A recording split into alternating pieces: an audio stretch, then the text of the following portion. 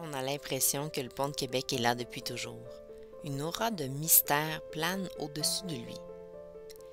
Il est à la fois impressionnant et intimidant, qu'on passe sur lui ou sous lui.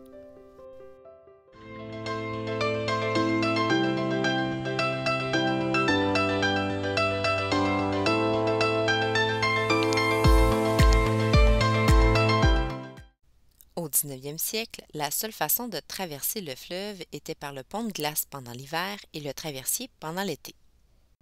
La construction d'un pont était inévitable. En 1887, le site a été choisi et la construction a débuté en 1900 par une firme new-yorkaise. Dès 1905, des problèmes de construction ont été décelés dans la superstructure, mais on a fait confiance aux ingénieurs. Toutefois, le 29 août 1907 à 17h37, la structure sud du pont s'écroule, causant la mort de 76 travailleurs.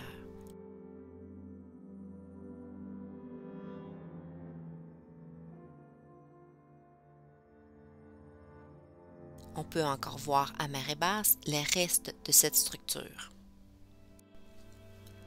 L'enquête a démontré que l'effondrement s'est produit suite à des erreurs fondamentales dans la conception des plans et au manque de jugement de l'ingénieur Cooper. La construction reprend en 1908 par la St. Lawrence Bridge Company. Le 11 septembre 1916, un grand événement a lieu pour assister à l'élévation de la structure centrale. 100 000 personnes sont présentes.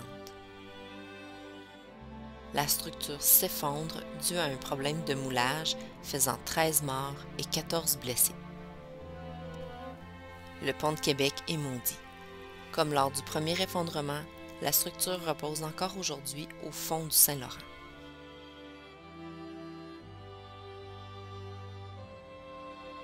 Un an plus tard, la nouvelle structure centrale est prête.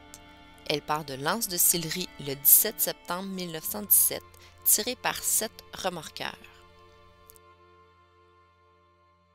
Il lui faut 3 jours pour être hissée au centre du pont. Une légende raconte qu'un contremaître aurait fait un pacte avec le diable pour éviter que la structure ne tombe à nouveau. Il aurait promis à ce dernier la première âme à traverser le pont. Le premier à traverser le pont de Québec fut un chat. L'inauguration du pont de Québec a eu lieu le 22 août 1919 par le prince de Galles, le futur roi Édouard VIII. Pour souligner la mort des travailleurs lors de l'effondrement du pont, un monument fut érigé au cimetière de Saint-Romuald, fabriqué avec les vestiges du pont. À l'époque, le pont de Québec était réservé uniquement au passage des trains. La première voie carrossable a été ouverte en 1929. 19 ans plus tard, on a retiré une voie ferrée pour élargir la voie carrossable.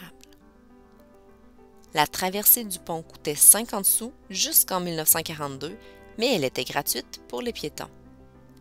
La bâtisse du percepteur est d'ailleurs toujours debout sur les terrains de l'aquarium. Québec se trouve dans l'estuaire du Saint-Laurent. Ça signifie qu'à cette hauteur, le fleuve est affecté par la mer et ses marées. Le courant change de sens si la marée descend et si la marée monte.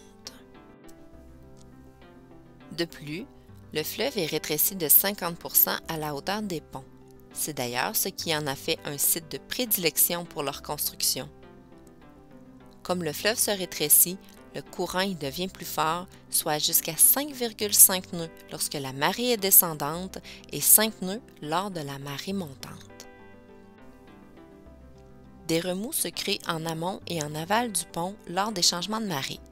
C'est important de consulter l'atlas des courants pour bien comprendre quand passer sous les ponts.